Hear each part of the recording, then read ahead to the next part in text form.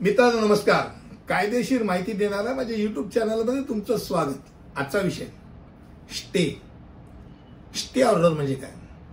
बऱ्याच वेळेला आपण येता जाता असे महत्त्वाचे काही जे कायदेशीर शब्द ऐकत असतो, त्यातला हा एक महत्त्वपूर्ण शब्द आहे, तो म्हणजे स्टे. पटकन जा बाबा स्टे घे, नाही तर काय खरं नाही की आम्ही चाललो आता स्टे ऑर्डर घेतो.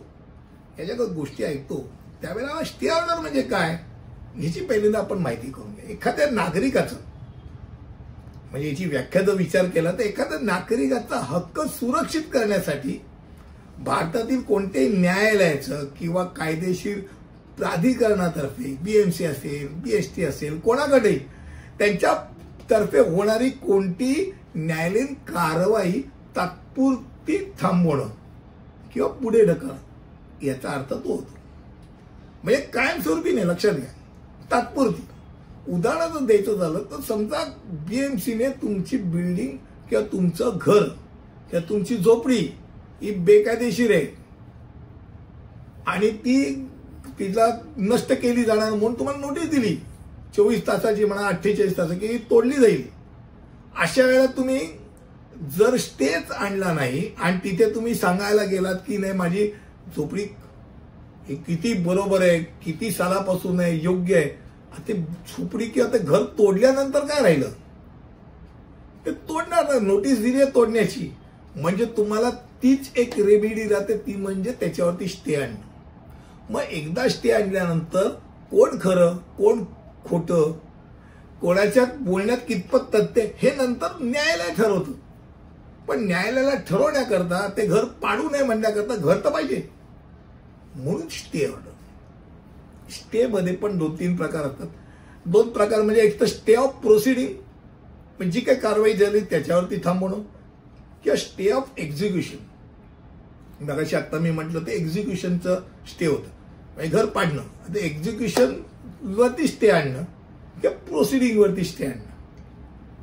कधी कधी असं होतं की तुम्हाला एक गोष्ट लक्षात येतं की भाविक जो काही निकाल लागलाय त्या निकालाच्या वेगळा निकाल काहीतरी अजून एक दुसरीकडनं निकाल आलेला आहे, ते तुम्ही कोर्टात सादर करू शकता.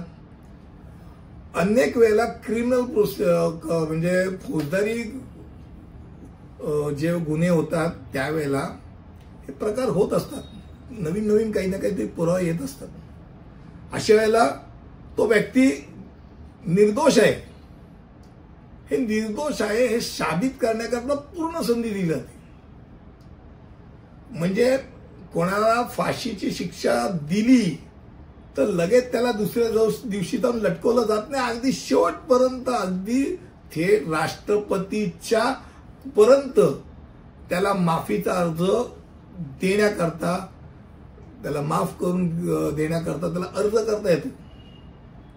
त्यामुळे तिथे एक प्रकारचं, कारण एकदम माणसाला एकदा मारलं तर त्यानंतर तो निर्दोष होता हे सांगून उपयोग होतो, त्याचा जीव थोडीच येणार.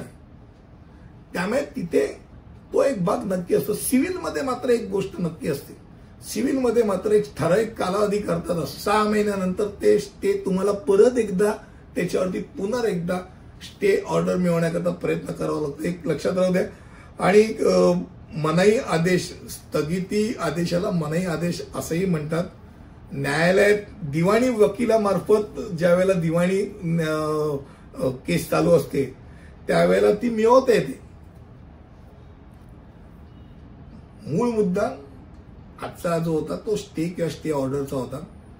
कुठच्याही गोष्टीला तात्पुरतीच थांबवणं आणि त्याच्यावर शांतपणे विचार करून तुम्ही तुमचा मुद्दा मांडून तुमच्या बाजूला परत ती केस कशी करणं याकरताचा एक प्रयत्न असतो, कायदेशीर प्रयत्न असतो, त्याला मान्यता आहे.